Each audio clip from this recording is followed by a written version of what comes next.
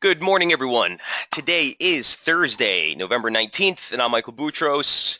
Good to be here with you guys for this live intraday strategy webinar on SB Trade Desk. I apologize about the little glitch this morning with the link.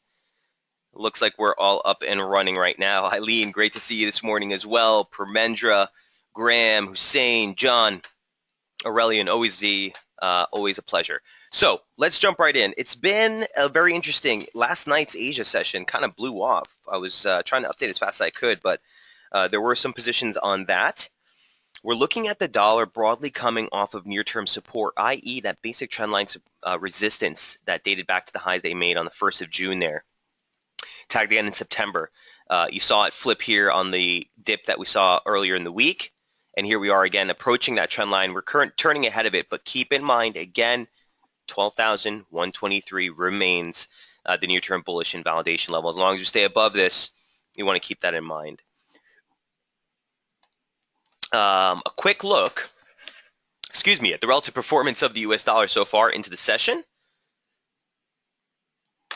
You can see that the dollar is actually mostly weaker against most of its major counterparts. Aussie with a gain of 0.7%. We talked about that in yesterday's update. We'll go over that in a moment. Kiwi up 0.68. It leaves Aussie Kiwi in an interesting area, actually. I was looking for an entry on there, but just didn't get it. So we'll talk about the cross as well. Japanese yen up 0.39%. There's some decent trade balance data out of Japan last night. British pound up 0.18 and euro and CAD with slight advances here on the session. Only losers, Swiss is pretty much just unchanged so far. So keeping that theme in mind, here's what we're looking at on some of the majors. As always, guys, feel free to throw out any questions or trade setups as we go through the session.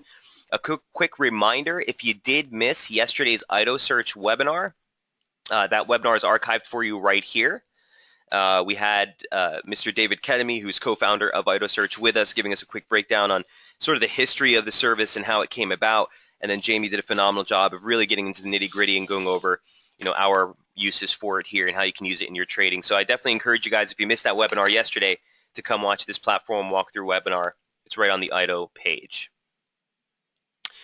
Keep in mind, everyone who's a subscriber now has access to IdoSearch. Okay, that'll be that's going to last for the entirety of your subscription. Any new subscriptions past next week, there'll be a separate charge for the IDO search. So for everyone here in the room and all current subscribers, you guys will have that indefinitely. All right, let's jump right in. First things first, Aussie dollar. Here's what we were looking at with the Aussie yesterday on the daily chart. The major key resistance region is still at 71.77 into 72. You can see a nice confluence region there. It caught the close highs for September. It caught the swing low they made here in October, the close highs for November. And right now there's a lot up there. You have the median line off the low. You have basic trendline resistance off the high and even a sliding parallel off that late high. You have the 100-day moving average. And then you have this Fibonacci confluence of 618,236, and they all lie right here. Here's what the Aussie dollar looks like right now on the daily. You can see we just scraped the bottom end of that. So the high for the day was 71.79. 71.77 was the beginning of the resistance zone. Again, lots up here. If we clear this, it certainly opens a door for a much more substantiated Aussie rally. And if you remember, guys, on the reports, I'll always put if there's a previous setup that we had highlighted, and back on the 11th, we talked about, I remember this vividly, this was the release of the Aussie employment report, which came out as a stellar number, real blowout, right? And the initial reaction we saw to support and the key levels that we broke on the upside really shifted the focus higher. And even last week, the bearish, or the bullish rather, invalidation level was 70.65, 70.69. Here's what the intraday chart looks like right now. So we came right into that. Here's what the 11th looked like last week. We were looking higher. Again, the pullback, as long as we stayed above 70.65, we highlighted this in the radar chart on Sunday. And here we are with that breakout opportunity that we talked about. So again, near-term objectives on the scalp was 71.57 to 71.55. There's that major critical region into the 72 handle.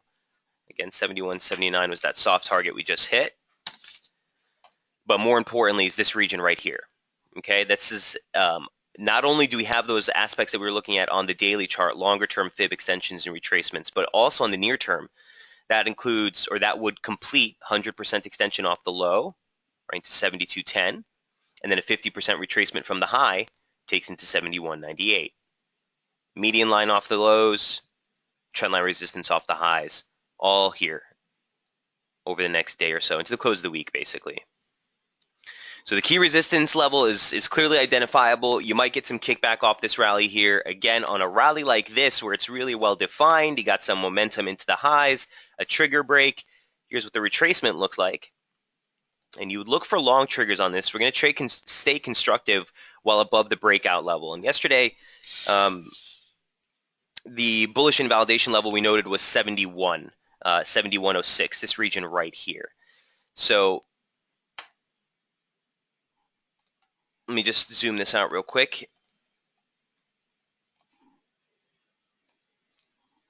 So the basic trendline resistance, if I can get it into view here, a little lag. All right, there's a basic trendline resistance. You can see how many times that's been tagged. Break, here's the breakout or the origin of the breakout. It happened to be also that key 618, which was a nice pivot in price. So as long as we stay above that breakout origin, 71, 71.10, the trade remains constructive. So we'll be looking for long triggers as we move lower.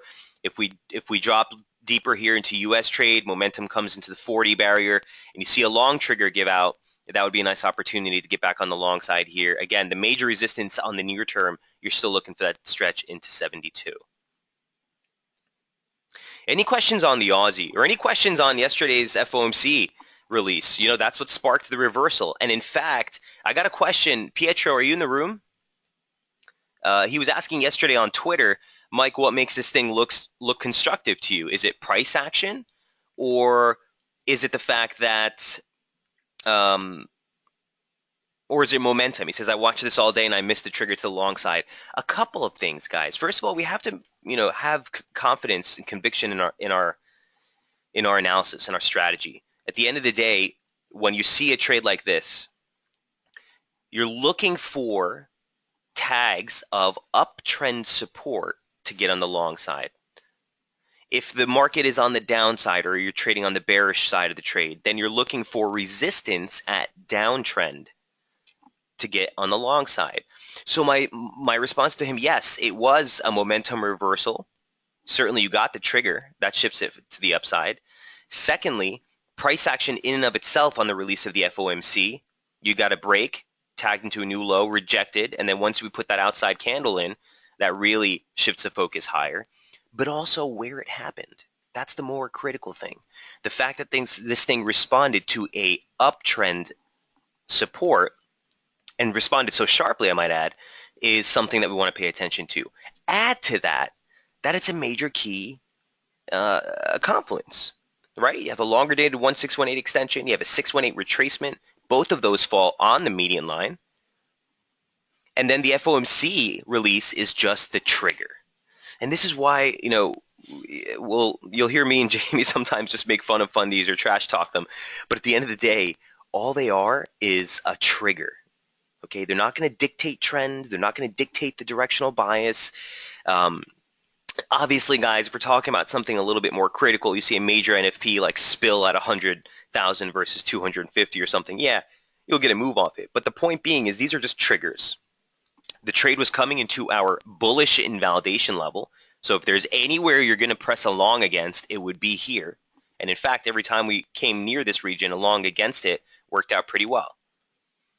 And then the break, obviously, of that trendline resistance off the highs kind of solidifies the reversal. So now that we've made a clean opening range break of the weekly range, or a clean break of the weekly opening range highs, you stay constructive above 71.36. Bullish invalidation, still 71, 71.10. So as long as we stay above here, the trade remains constructive. Near term, look for support down at 131.36. Former opening range highs, and a 38.2 retracement. A break higher, again, you're looking for that key region into the 72 and a whole host of median line confluences. Any question on the Aussie?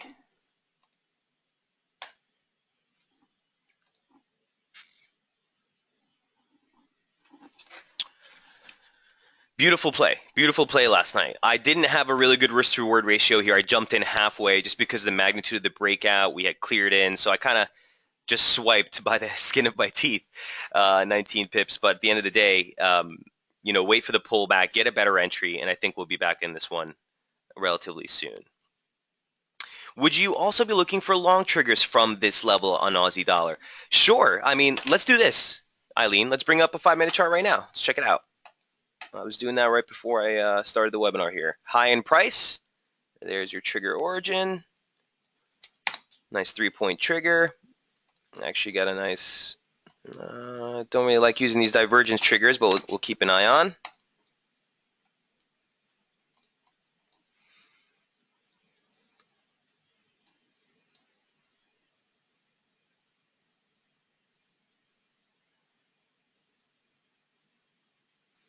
Okay, so the European opening range low comes in at 71.50, Eileen. So if you were to get a long side trigger, unfortunately the US opening range is already kind of too high, but if you do get a long side trigger, your stop would be somewhere just below that.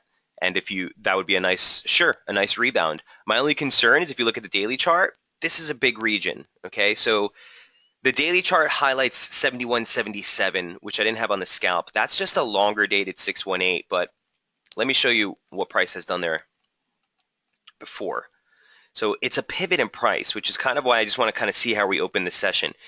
You can see some nice pivots here back in 2004, real nice pivot catching that stretch high at the start of 2009, and here we are again. So it could give us a little bit more downside before it turns around. I would like to see it break down a little bit more to get a better entry, but if you do get a long trigger here on a 5-minute, Eileen, into the open of trade, and it holds and respects that European low, sure. Again, at that point, initial targets, 71.78.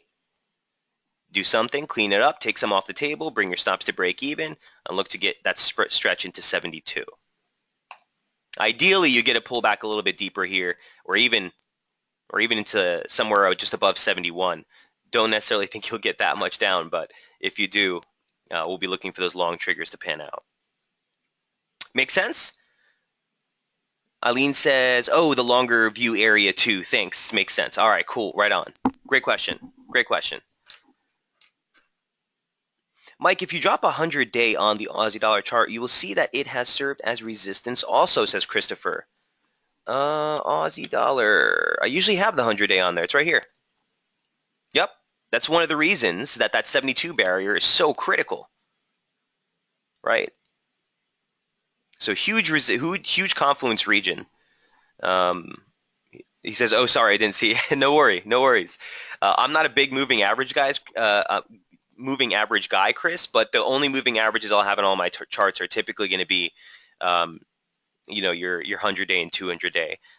If I'm looking at a longer term monthly chart, a lot of times, specifically on CFDs such as gold, I'll put on the 52-week moving average too. Sometimes we'll offer some guidance.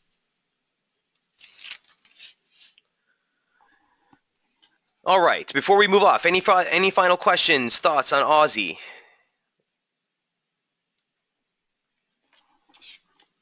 Okay. And notwithstanding, Eileen, one other thing I just want to note, remember the dollar index just came off support, right? So if this thing, goes for another test of support, then rebounds again, expect to see that Aussie top side really capped in the near term. But I do like it. Hudson says, same here, but I start my analysis with all the things I know the market looks at, then erase all the non-essential things. Right on.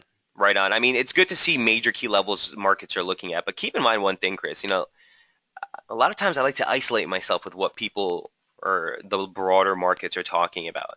A lot of people will talk about the golden crosses, 50 crossing to 200 or something like that. These are such lagging indicators. For our purposes here, it just tends to make more noise. But Chris, psych levels, major basic 50%, 618 retracements of huge ranges, absolutely, yeah. We'll want to pay attention to it. Permendra says, Mike, when you have time, please take a look at Euro and Euro Yen. Will do, Permendra. Let me jot those down. I also see someone take a look at CAD Yen. We'll take a look at all of those today. let's just get through the next one here. So last night's update on Aussie dollar, no change to any of those levels, still looking pretty good. Constructive above 71. After that, we had the dollar CAD, and this is kind of something that's been I don't know if you want to even tell you this whole story. I got stopped out twice trying to short this thing. Finally caught it. You know, catching highs and trying to catch the turns sometimes can be a very frustrating endeavor, and sometimes it takes multiple stabs at it before you actually get it. But at the end of the day, really nice reaction. Break of the weekly opening range low. Here's dollar CAD first on the daily. And 132.42 was the target. The low was 142.45. Missed it by 3 pips. It was a basic 236 ahead of even labeling that 236. It was also a swing high, I'll show you. But long story short, it's giving me a little bit more concern for pause just right this moment. And I'll tell you why. If we close today's session back within the confines of that median line, you know, this wouldn't constitute a break of that lower median line parallel. Add to that if you take a mirror or if you take a parallel of this slope,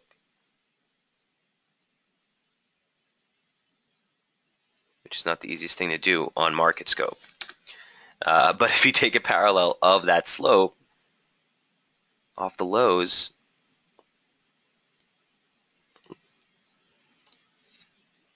from the month, looks like we just tagged it. So we're not out of the woods yet. We're not out of the woods yet. Avery says, Mike, how often do you refer back to the daily chart for any pair, the beginning and end of the day? Yeah, Avery, definitely throughout the course of the day. I don't even know if I can give you, how many times I look at it. I always start at the daily and then go to the 30. Anytime. If someone's like, yo, look at Euro Yen, I'll look at Euro Yen daily, then I'll zoom right into my scalp chart. Because I need to know where we are in the broader scheme of things, right, before I start chasing any near-term price action. So, and then throughout, the first thing I'll do in the morning is kind of just scan through the daily charts, and you're looking for pairs that are at major extremes, pairs that are at key resistance or support levels, pairs that are looking at their poise, like there's a momentum buildup or coil, and then these will kind of shift my focus right back into the scalp chart for that trade. Throughout the course of the day, Avery, once I'm actually operating on a trade, you know, I might glance at it, but I already have those key levels in my mind as I'm trading. Make sense?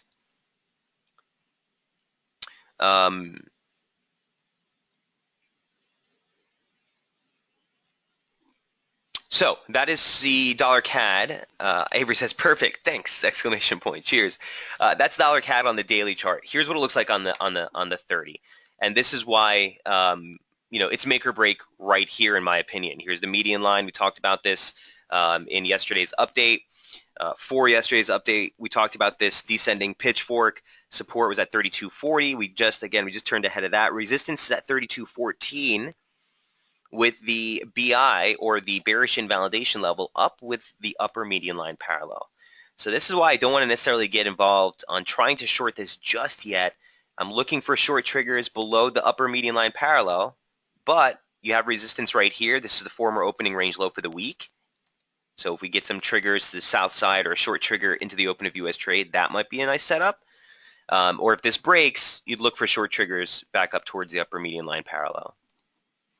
And the high day close for the month actually comes in at 33.28. So let me just actually highlight that.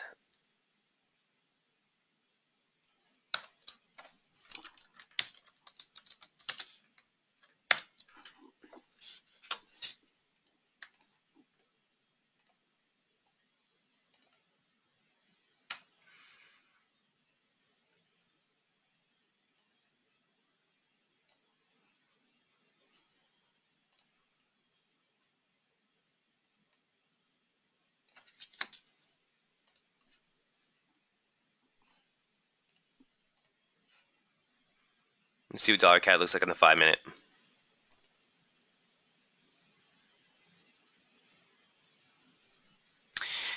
John Fortune says, hey, Mike, do you think price in the 30-minute dollar CAD could constitute an expanding flat, suggesting a move lower from here? Well, John, we're kind of making that assumption. Yeah, we're looking for a move lower. Could be. I'm personally looking for a move lower, but I kind of want to see this thing hold 33.13 as resistance. Again, that was the former weekly high that we made back here on the 6th.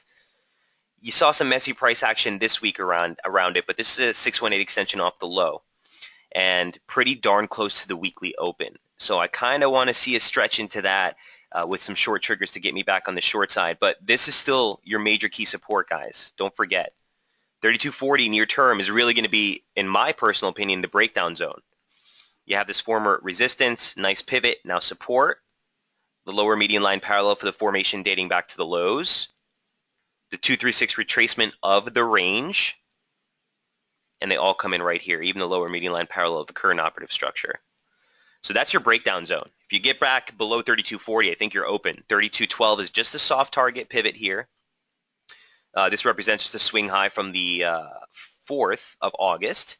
And then you have the major pivot down closer to 31.43, 31.50.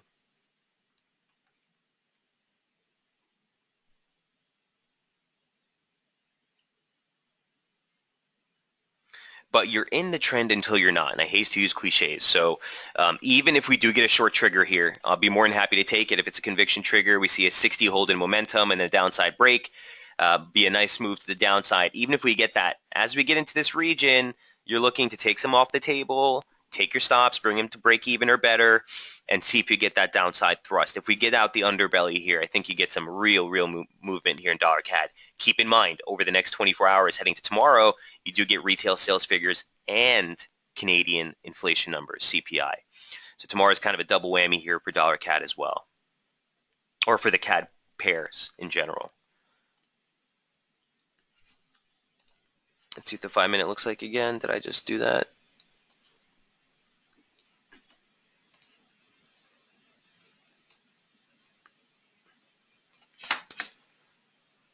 You're seeing some divergence into the highs. Not bad.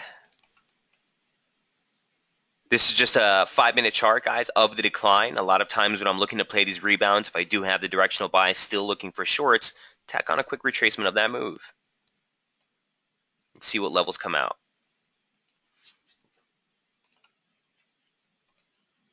'50s just a little bit higher into 33, 33.08. That would be a really nice move here, close to 33.15. 618's 33.21, and again, or 22, again, 33.28 is the weekly open.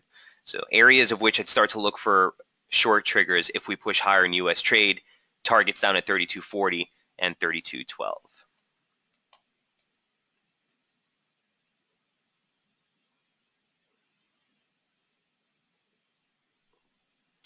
Questions on dollar CAD?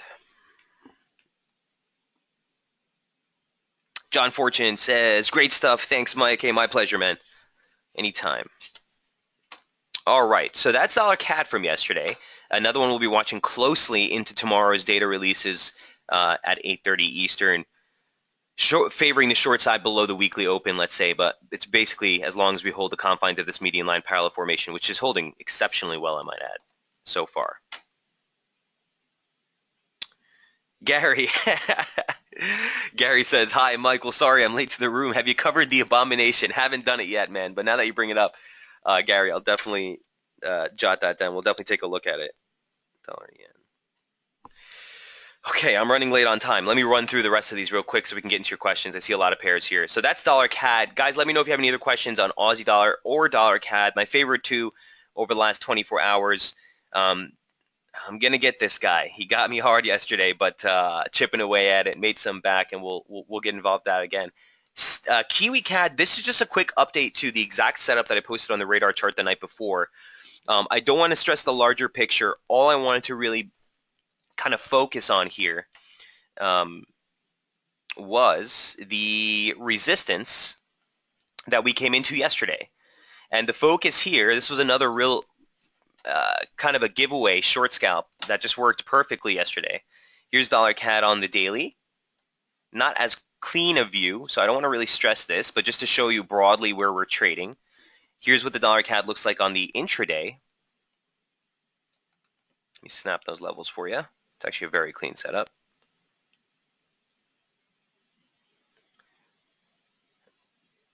Okay, and here's what we looked like last night. So the focus was, look, It's at resistance, okay? It's at resistance. It's at a major pivot in price. 86.73 was what we noted as the upside target or the bearish invalidation level for the trade back on the radar charts a day earlier. And that's exactly what we rallied into. So yesterday I noted, look, this thing's at resistance. It's a major pivot. It seems to be tracking the Kiwi more so than Loonie, which is why I was kind of hesitant on just blindly giving you guys a short signal on it. But this was a major pivot price. And in fact, it's very similar to what Pietro was asking yesterday with Aussie Dollar. Why are you constructive as an Aussie Dollar? Or why would I be looking against this region? Well, it's very simple. It's responding to downtrend resistance. That tells you something. Now, it's different here because the momentum signature, and I noted this yesterday, actually broke 60 for the first time this week. So while there was a trigger, and while there was a play yesterday right into support at 86.26, okay, remember, you're only looking for about 24 pips, so that was a nice wide range there. We came into the initial support target,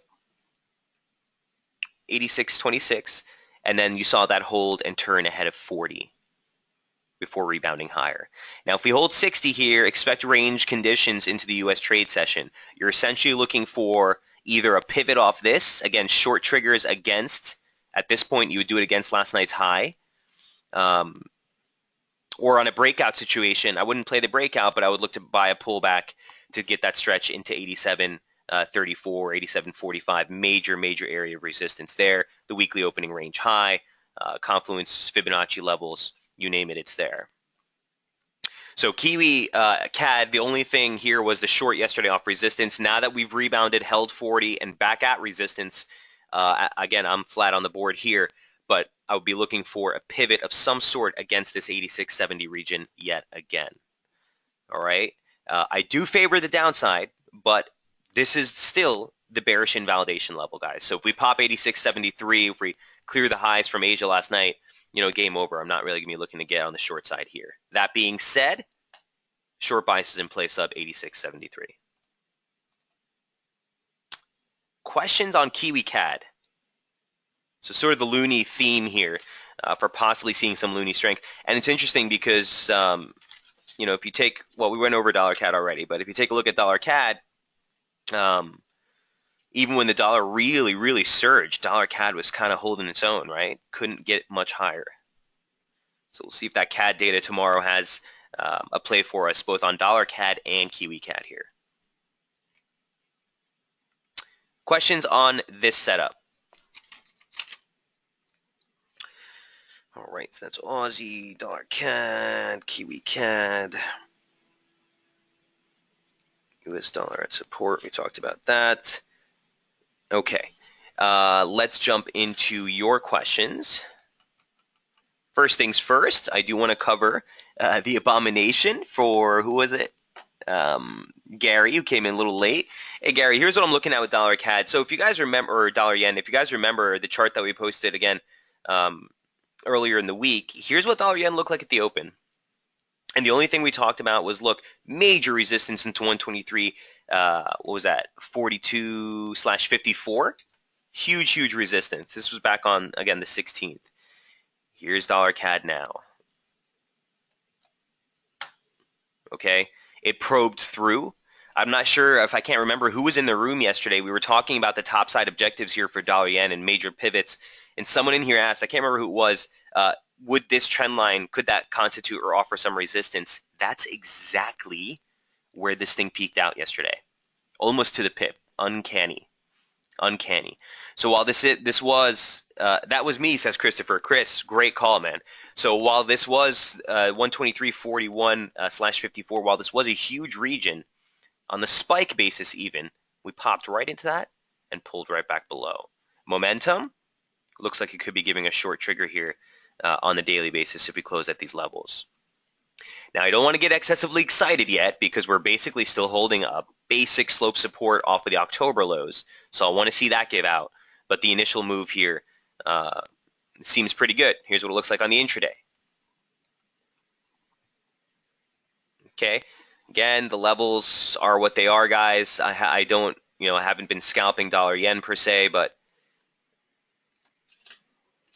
If we clean this up a bit, actually, we don't even need this retracement at this point.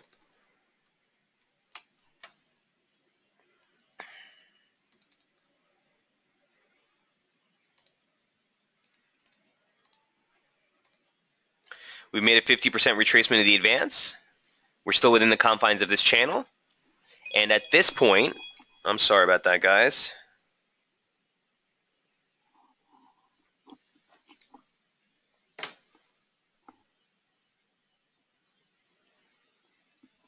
You know, the new Apple Watch has its own little gizmos and it starts ringing whenever you want. But in any event, the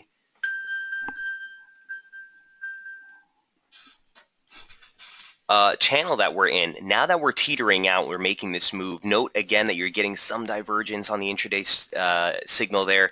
Don't want to stress it, but I do want to show you this basic retracement. Now, this basic retracement does have some contention to it because you don't have validation that this is a major high. The time at which you'd want to apply this retracement is once you've made a break of the lows, once you've had a little bit more of a concrete trigger reversal, let's say an outside reversal day. We don't know that this is a concrete high for the dollar yen right now, but the only thing I wanted to highlight is where that 236 comes in. So we gapped into the open lower, and that was the low for last week. You're basically looking at 22.40 here for dollar yen. And that's what I would really like to see to validate not only a break of this channel, but also a shift in momentum back to the downside. So take it for what it's worth, Gary. I hope that helps. Again, I personally haven't been involved in dollar yen. I think I need a little bit more evidence on what's going on here. You're kind of playing a real tight range. Remember, the daily ATR here is only 78 pips. If you look at like sterling yen, Gary, we're looking at much, much higher ATR. Even CAD yen might be a decent play. But just keep this level in view. Basic trendline support off the lows. And again, working basically with the high that we made yesterday. That's the range that you want to clear in dollar yen.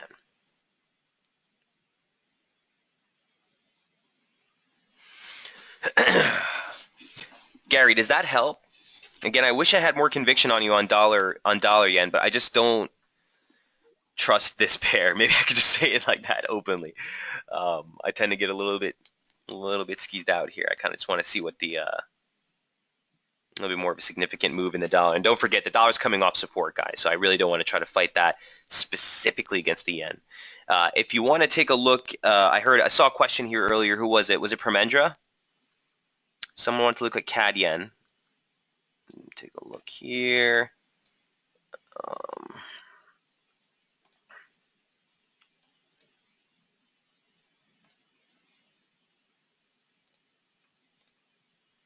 Avery, that was you, right? Okay, so CAD yen looks like this.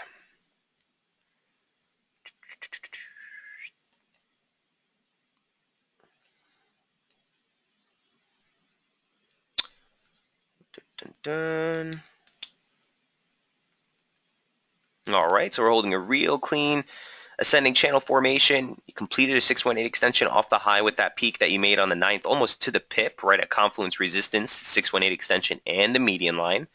Came back, checked median line support, rallied. We're failing here. This is the high day close that you see here at 92. What was that? Close 92.81. We probed through it on the 9th. It's been offering some resistance. We're turning off from it here. Here's CAD yen on the 30-minute.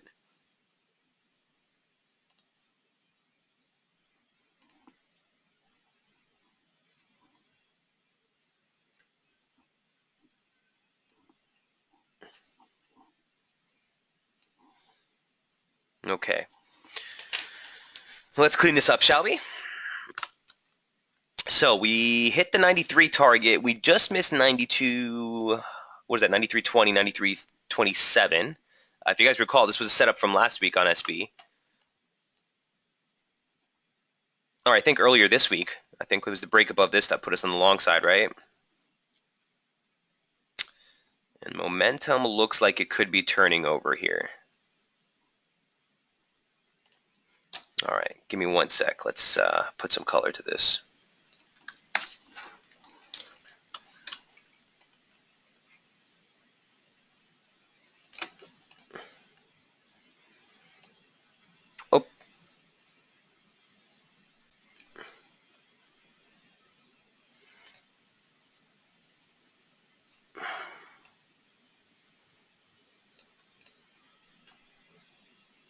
Actually, you know what? We can get rid of this.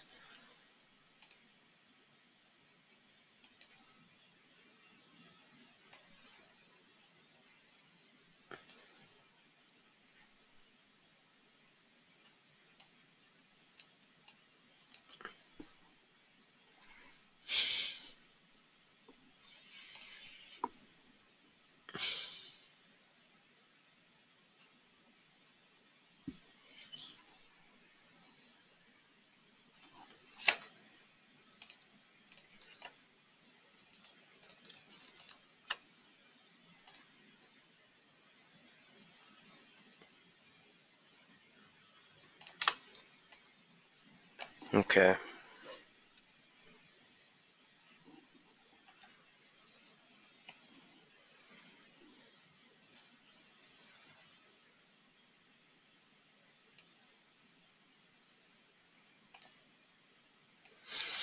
All right, so Avery, here's what I'd be looking at for CAD yen.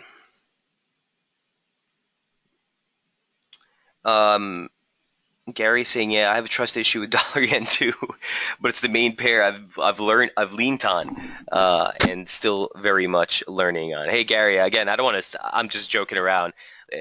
Any asset that has a clear technical pattern. Again, I always say if seashells have a clear technical pattern, I'll trade them, right?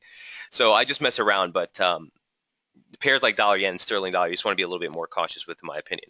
In any event, Avery, CAD yen looks like this. I think you're coming in some near-term support right at 92.50. That's basically the 618 extension off the low here. But more importantly, you can see that pivot in price, catching the highs here. What is that, in late October? Nice pivot here last week on the breakdown.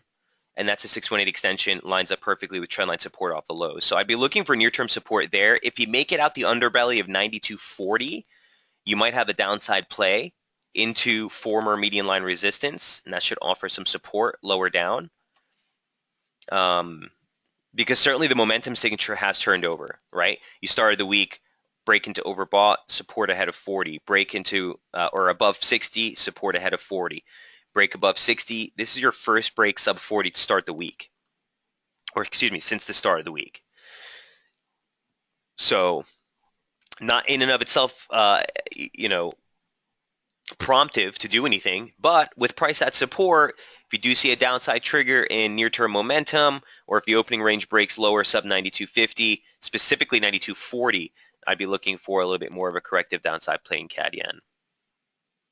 I'm not really, again, too keen on this. I was more excited about this last week than I was about it now, just because if the dollar yen does turn over and you see more yen strength, if we're playing dollar CAD under the assumption that you might see some CAD strength, CAD yen might get a little bit more range bound, right? If there is both appreciation in the loonie and yen, might not be seeing too much clarity here.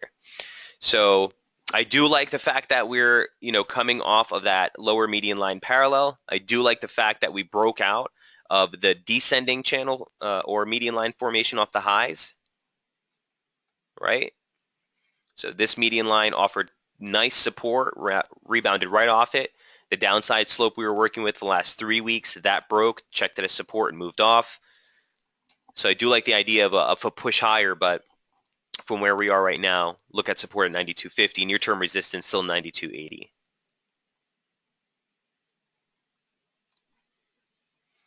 Avery says, okay, got it, thanks, more than welcome. My pleasure. Again, this is just some reference as well.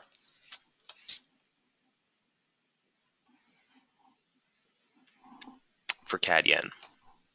All right, so that is CAD yen and dollar yen at the same time. We had some questions on the euro crosses, I believe.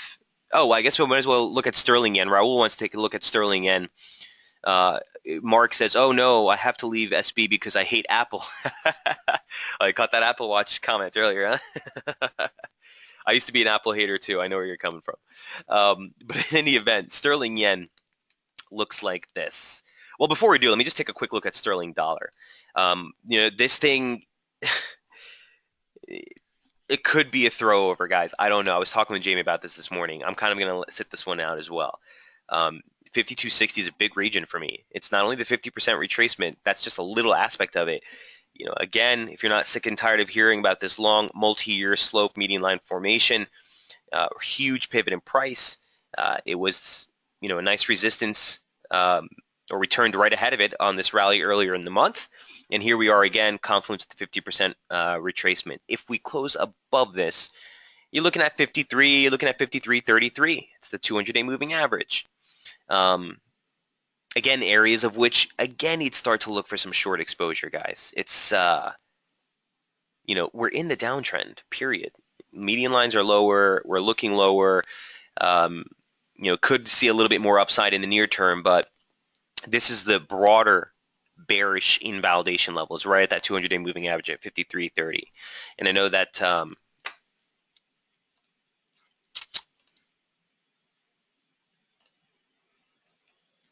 the swing trades are still in there. I think their stop 52.70. I think they're out of this one already.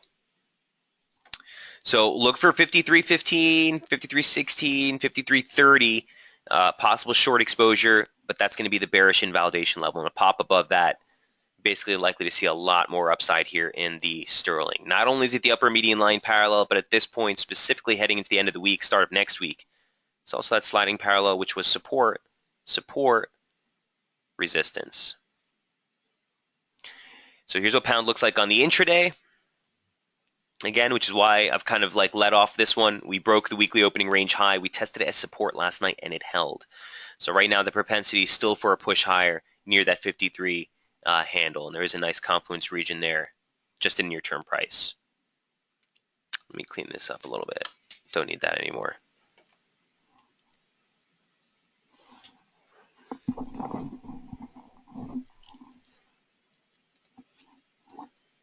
All right, so feel free to take a screenshot of this chart if you need it, guys. I haven't posted it in a while, but haven't really been too interested in getting involved on the pound since that weekly opening range break.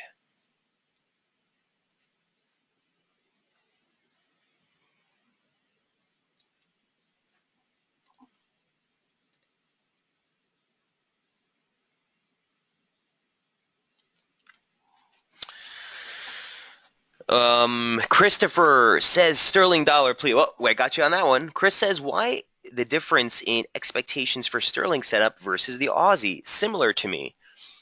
There are very different spots, Chris. How can you say they're similar, man? They're very different spots.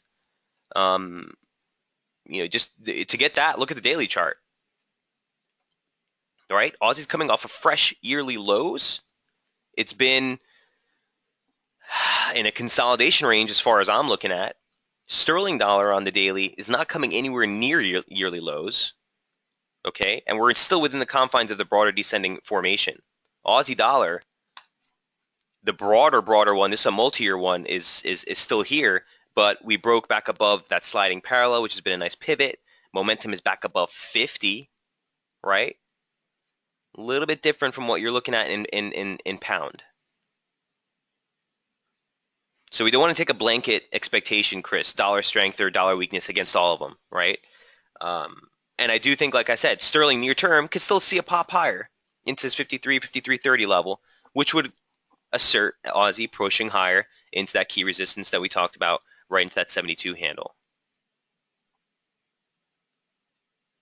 So the immediate, the risk is still for a pop higher in both of these.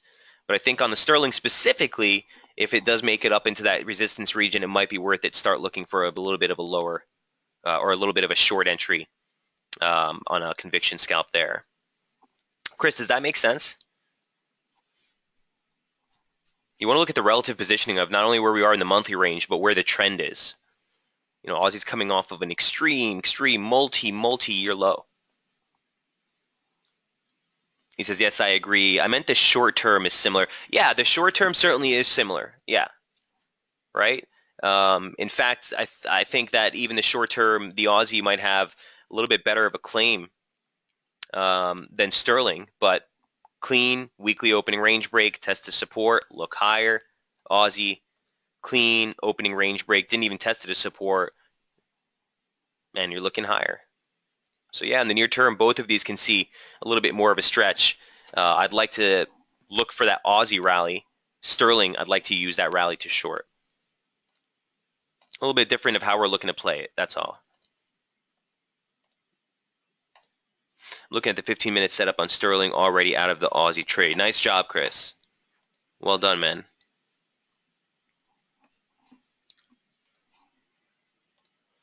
Yeah, sterling I think pushes into another high before it turns over. All right. That is the sterling yen and sterling dollar. Did we go over sterling yen? No, we didn't. Sterling yen looks like this. I just want to note, turning at 60, there is a pending, let's take this into the low, support trigger and momentum.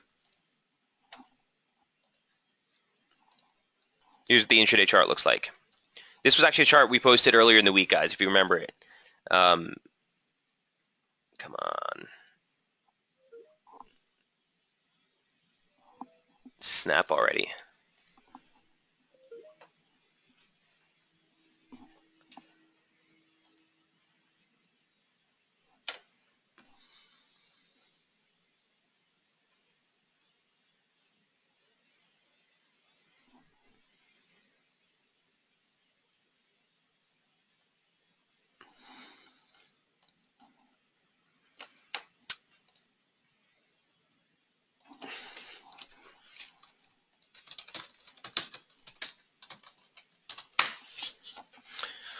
Okay, sorry about that. So, just want to highlight the extensions that you see here highlighted at 188.60 and 188.53.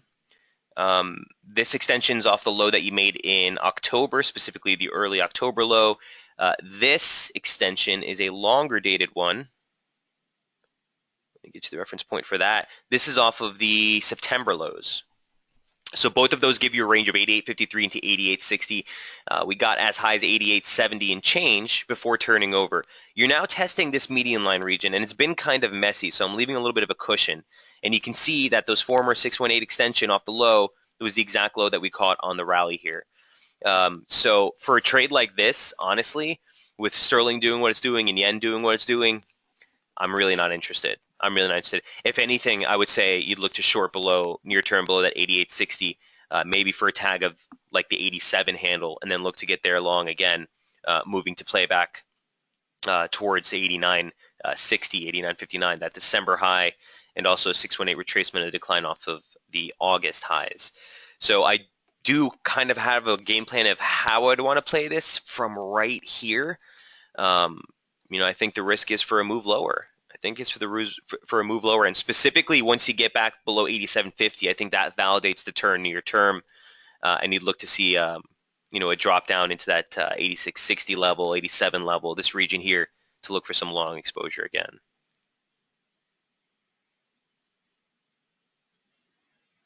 But remember, like, the thing hasn't turned over yet as far as momentum is concerned. You did have a trigger last night with this move here, I think is what I would have looked at on a break, specifically with price coming into resistance.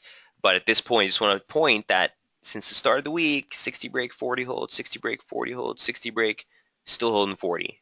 So while momentum might be turning, still haven't gotten that turn and break below 87.50, 87.56 to be exact, would put us back on the short side. So long story short, to answer your question, watch this range here. If we break higher, you're looking for targets at 189 and 189.54 is the key 618. If we break to the downside, I'd be looking to sell rallies towards 87, 87.70. Raul, does that make sense? Raul says, got it. Thanks. Hey, more than welcome, man. I like the pair, and specifically if you're looking to play a sterling pair, it's got a nice 33 pip ATR. We are liking the yen moves, so if the yen does rally, it'll move lower. It's just that the pound is a little bit of a hair trigger here, and I think if it rallies one more time before it turns over, you might see this sort of move laterally before it inevitably takes a little bit of a dip. All right, that's pound yen. All right, we're running through these. I think I'm almost close. We covered Aussie, we covered sterling. What else? Questions here? Someone was asking about the euro crosses. Hey, Mark, I just saw this here on sterling yen. He says, would you would you draw fork for with the ML for the September 1st low?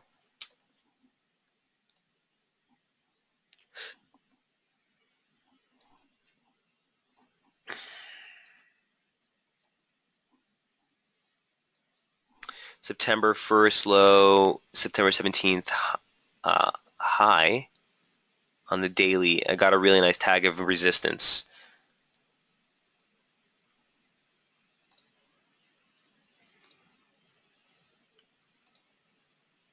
You talking about this?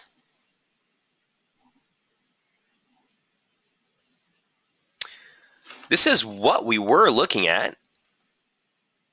Oh, the September 1st low. Right.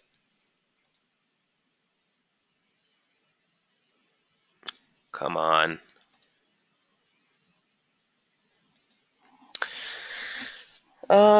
Could be in play. Let's see what it looks like here. Tag that, tag that.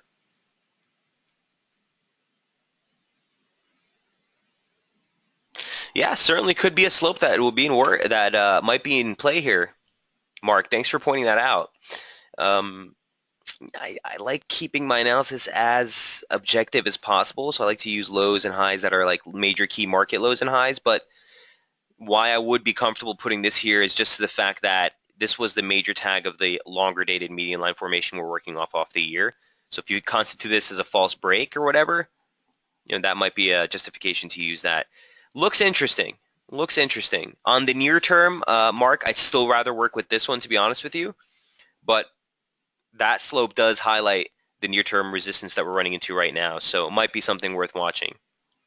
Either way, like I always say, guys, it doesn't matter if you're looking at resistance because there's a slope, there's a Fibonacci level, major pivot in price, moving average, a major high or low. Doesn't matter as long as we're watching the same level and it's being highlighted by something in a technical format. Not, just big figures and what people are looking at, but something technically there. So to answer, just put things short, Mark, while that slope does look pretty good, I already got that region covered, so I like it. I like it. He says, okay, thank you. You're more than welcome. Can we talk about U.S. oil really quickly? Sure can, yeah. I'd be remiss if I didn't talk about that. It's sort of there's that dollar CAD trigger. Again, we waste time during the talks and miss it. 20, 33, 25 pips. Watch the U.S. Open. You might get another pullback here. But crude looks like this.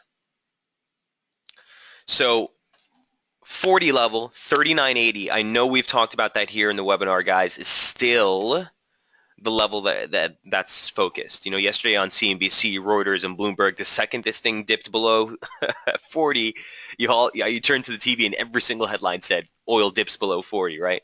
Well, they should have kept their eye on that 39.70 level too, because it's been a nice pivot in price, and that's still been catching the lows the entire week, essentially. Every stretch to the downside has caught support between 39.80 and the 40 handle.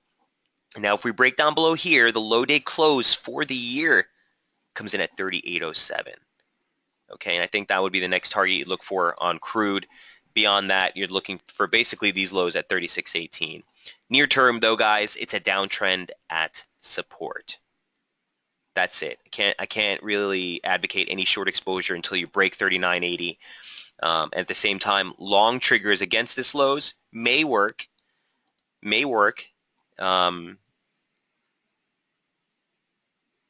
But just know that it's going to be a counter trend position because you're pushing against the lows here. Also keep in mind that this completes 100% extension. So 2 equal legs off the high take you right into the 40 handle. So if it's going to rebound, this would be the area you'd expect to see it. That's all I have to say. I can't really advocate a long just yet, but for me, if we're going to rebound, this is the support that we're looking at. Does that help, Kyle, for oil?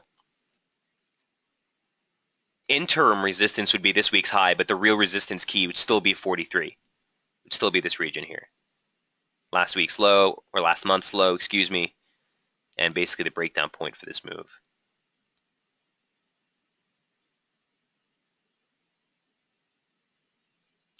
So Kyle, let me know if you have any other questions here on crude.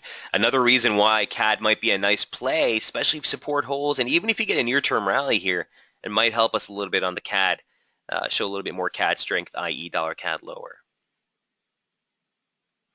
Kyle says, thanks, Mike. I can't trade it, but use it as a guide on CAD and peso for sure. For sure, Kyle. Yeah, I can't trade it either. I mean, outside the futures platform, but I hear you. And that's a lot of the analysis we do is based for those help, for that added conviction, I call it, right? Looking at the dollar index, even if you can't trade it stateside, guys, it's a really, really strong representative of just base dollar movements, as opposed to the ICE dollar index, which is a much wider range basket of currencies, which is also extremely heavily weighted to euro. Dollar index, the Dow Jones dollar index, that was equally, at its inception, was equally weighted euro, Aussie, sterling, and yen, just the four most traded, most liquid currencies. So it can give you some nice, a nice tell there. Okay, I do need to cover some of these euro crosses. Some of you asked about euro kiwi, I think, and we'll wrap it up from there. Oh, Craig, here you go. Hey, Mike, I've been playing the range in Euro Kiwi for the last few weeks. Do you play ranges often? Are there specific techniques you use? Craig, sure. I definitely play ranges. I'm very nimble on the range plays because I typically like to play, the types of setups that we promote here, right? So setups that have clear directional bias, setups that have clear directional structure on the advance or the decline. But certainly when you have a market that's range bound, for sure. Typically, Craig, just my personal opinion, my leverage will be lower on those trades. And also, I'm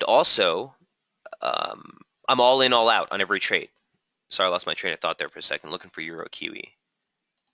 Which means, as far as we were talking in the possibilities for a dollar CAD position, for example, where you take entry, you take half off the table, bring your stop to break even, see if you get the stretch. When I'm trading ranges, it's all in, all out. If I take a long here and my limit's near the high, the limit's for the entire trade size. If I take a short here and my limit's near the lows, as the market moves down, I'm taking the whole trade off, right? I'm not looking to play an eventual breakout. So the way you play is a little bit different. I do have a slight upside bias to this Euro key just on the account of Kiwi weakness and a probable Euro snapback here because we are pretty heavy on that pair. That thing has continued to drop off and is reacting to a nice support confluence that we talked about earlier in the week. Just trying to grab that circle.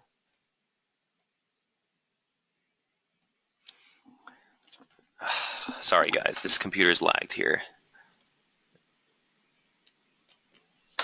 For that retracement that I just deleted, but basically you know what I'm talking about. That would be a nice little move higher for Euro key. So I do have a slight upside bias on it. Near term, the levels are very well defined. The 618 retracement of the advance off the monthly low is support. You're basically looking at 63.46. Key resistance, I was working with 63.35 or 65.35 rather.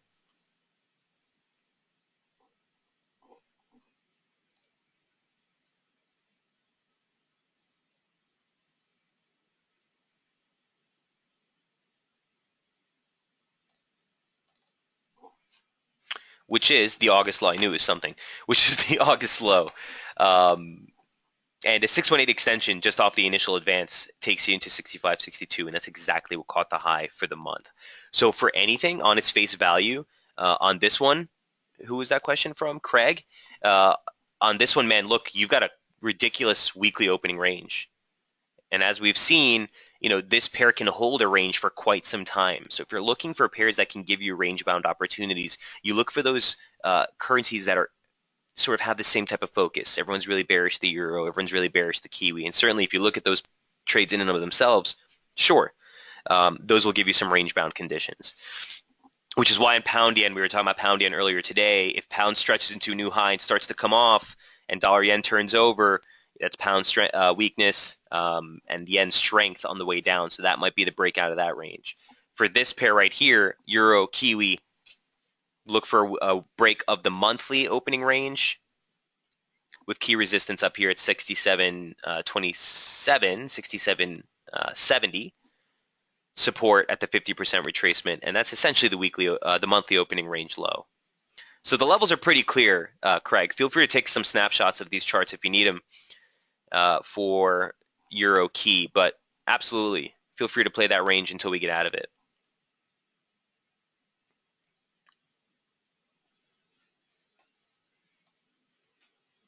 I hope that helps, Craig. Thank you so much, Mike, says Craig. Cheers, man. Kyle says, thanks, Mike. Great session. Looking ahead. Have a great weekend. Hey, Kyle, same to you. All right, guys, if there are no other questions, we'll go ahead and wrap things up here. I do want to thank everyone for your attendance. Again, remember that the IDO webinar from yesterday, if you haven't checked it out, definitely do so, guys, is going to be or is available right now on the IDO search page. We're going to make that video public. There's been a lot of questions on how IDO works, what's the nitty-gritty of it. So we're going to make that video public in a few days, but for now, that's available on the IDO search page. Guys, have a great weekend. Safe trading. Remember that data tomorrow. You did get retail trade data from Japan and CPI from Japan. Add to that retail sales data from Canada and CPI numbers. So the CAD yen setup that we discussed, definitely something you want to take a look at heading into tomorrow, as well as those CAD crosses in general. All right, best of luck trading, and we will see you next week. Cheers. Oh, Hussein, I'm so sorry, my man. Guys, I appreciate all your comments, but Hussein, EuroCAD, I'm not going to leave without showing it to you. Here it is real quick. The only thing I was looking at was 41.93, excuse me, earlier in the week. We kind of closed below it, and we're straddling that level right now. Daily hasn't been able to make it below 40. And the 200-day moving average is just lower. So EuroCAD, it's a tough one. And again, if you see Euro start to rally and dollar CAD turn over, that's CAD strength and Euro strength. You might see some more lateral movement. Here's what EuroCAD looks like on the 30-minute real quick. Right there. This is what I'd be looking at, man. So look, the momentum signature is starting to get more constructive. You're seeing some divergence into that low. You kind of spiked right into the low for the month for last week, came right off. You're testing resistance right now. This is the low day close for the year, or the previous low day close before the low we just made yesterday. If we break above this, I'm looking breakout. Until we do, you're still within the formation. You're still within the channel that we've been trading in essentially since the start of the week, since late last week. All right, so watch this formation. Feel free to take a snapshot of this picture real quick if you need. Hussein. Yeah, you're more than welcome. Suhail says, can you please check my question? Suhail, did I miss yours too? Suhail. I don't see it. Hussein, yeah, you're more than welcome, sir. I'm not sure if it posted, Suhail. If you want to just give me a quick recap of what your question was. Oh, dollar CAD sold. Here we go. 133. So you're talking about what you're doing right this moment, huh?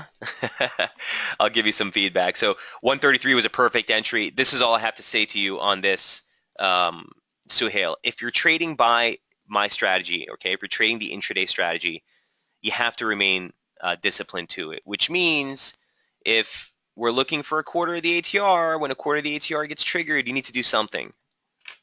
Gosh darn it.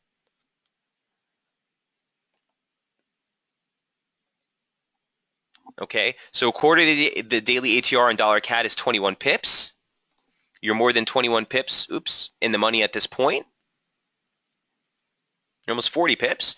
So I don't necessarily tell you that you have to close the trade, but at this point, I'd be bringing my stop down to break even. I'd be chipping away at it. If you're using, again, I can't tell you guys what to trade, the amount to trade with, and what kind of leverage you're using. That's completely subjective based on your financial conditions. But I can tell you this, if you're trading multiple lots, this is where I would take some off the table, bring the stops to break even. Okay, you're well above the 21 pip ATR. And the next target to the downside would still be that 32.42, 32.44 area. All right, Suhail, great entry, great entry. 32.80 is my trailing stop. It's in the money. Love it. Love it. I trade both pivot levels and your charts. Thank you. Have a nice weekend. If you have time, please, euro dollar. Permenja, euro dollar we went over. The only thing I'm going to show you is just this chart right here is what I've been watching on the daily. You could see some upside from this region. Again, my retracement got deleted, but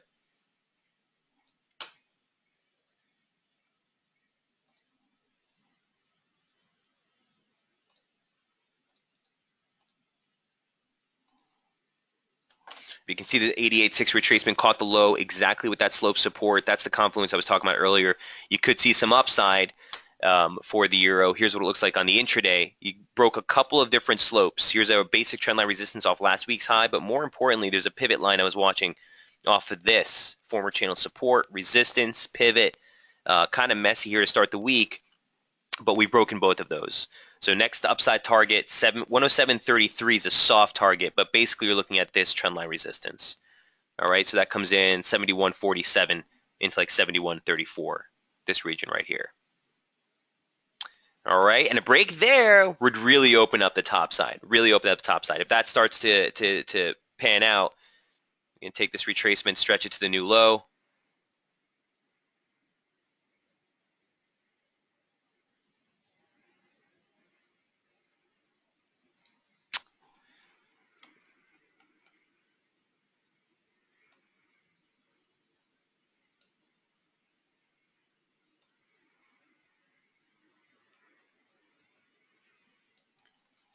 All right, this computer's a little bit lagged here, but you get the picture, guys.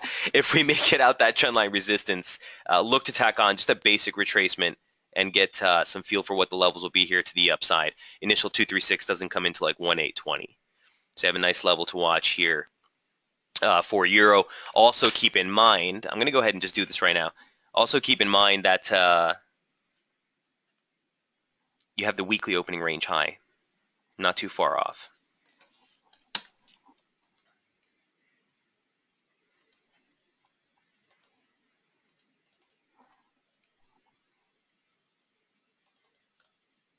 In fact, if we change this,